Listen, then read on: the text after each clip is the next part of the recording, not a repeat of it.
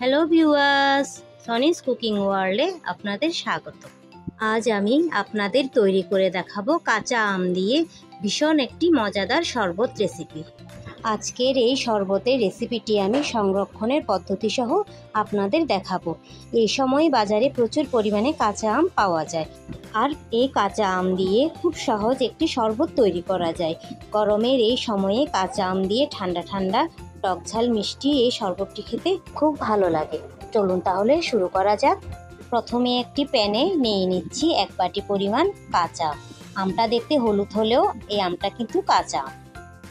আমি এখানে পাতলা পাতলা করে আমটি কেটে নিয়েছি, আপনারা আপনাদের পছন্দ অনুযায়ী কেটে নিতে পারেন। তারপর এতে দিয়ে দিচ্ছি 1 চা চামচ আদা কুচি,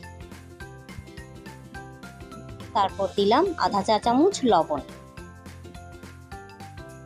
1 চা চামচ কাঁচা লঙ্কা, এখানে 2টো কাঁচা লঙ্কা আছে। তারপর দিচ্ছি আধা কাপ চিনি, আপনারা এখানে গুঁড়ো ব্যবহার করতে পারেন। এরপর দিচ্ছি 1 কাপ পানি। এরপর আমি চুলাতে বসিয়ে এটা খুব ভালো করে সিদ্ধ করে নিব। এখানে আমি মাঝারি সাইজে 2টো আম নিয়েছি, আপনারা চাইলে কম বা বেশিও নিতে পারেন। আর যেই পরিমাণ আম নেবেন সেই পরিমাণ চিনি বা লবণ আপনারা আন্দাজ করেই দেবেন।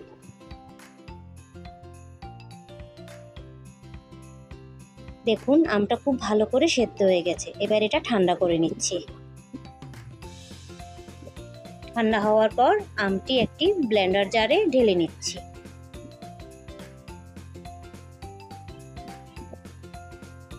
ব্লেন্ডার করার সুবিধার্থে আপনারা এখানে আধা কাপ পানি দিয়ে দিতে পারেন। এরপর এতে দিচ্ছি ভাজা জিরার গুঁড়ি আধা চা চামচ,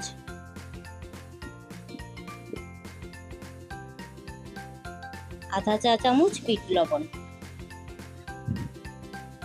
অল্প পুদিনা পাতা, আপনারা চাইলে ধনে পাতাও দিতে পারেন অথবা দুটোই দিতে পারেন।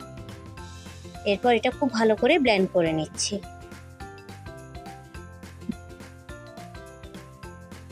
ব্লেন্ড করা হয়ে গেছে। দেখুন পুদিনা পাতা দেওয়ার কারণে রংটা কি সুন্দর সবুজ হয়েছে। এবার এটা ছেঁকে নিচ্ছি।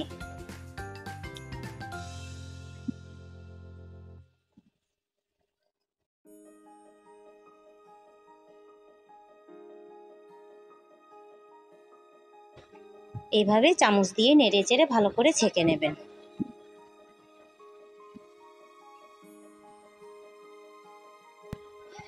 দেখুন এত ভালো করে ব্লেন্ড করার পরও কত আঁশ রয়ে গেছে আমের।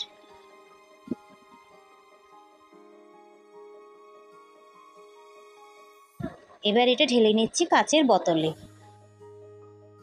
আপনারা চাইলে ফ্রিজের আইস ট্রেতেও সংরক্ষণ করতে পারেন। এইভাবে নর্মাল ফ্রিজে 1 সপ্তাহ হতে 15 দিন আর ডিপ ফ্রিজে প্রায় 1 মাসের মতো সংরক্ষণ করে রাখতে পারেন। এরপর 2টো গ্লাস নিয়ে নিলাম, এতে দিয়ে দিচ্ছি কিছুটা বরফের টুকরো। এরপর ঢেলে দিচ্ছি আমের পিউরি। আমি শরবতটা পাতলা করে খাবো, সেই জন্য অল্প করেই আমের পিউরি দিচ্ছি। আপনারা যদি শরবতটা ঘন খেতে চান তাহলে পিউরিটা আর একটু বেশি করে দেবেন। এরপর ঢেলে দিচ্ছি ঠান্ডা পানি।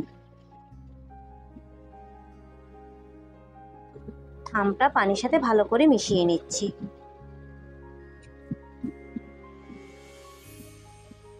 এরপর এতে দিয়ে দিচ্ছি সামান্য চাট মশলা, এটা হাতের কাছে না থাকলে নাও দিতে পারেন। এরপর দিয়ে দিলাম লেবু, লেবুটা দিলে ফ্লেভারটা খুব ভালো আসে। আর সাজানোর জন্য দিয়ে দিলাম পুদিনা পাতা। ব্যাস হয়ে গেল আমাদের কাঁচা আমের টক ঝাল মিষ্টি শরবত বা কাঁচা আমের আমপানা। আশা করছি আমার এই শরবতের রেসিপিটি আপনাদের ভালো লেগেছে। ভালো লাগলে কমেন্টে জানাবেন, আর একটি লাইক করবেন আর সাবস্ক্রাইব করে আমার সাথে থাকবেন। ধন্যবাদ।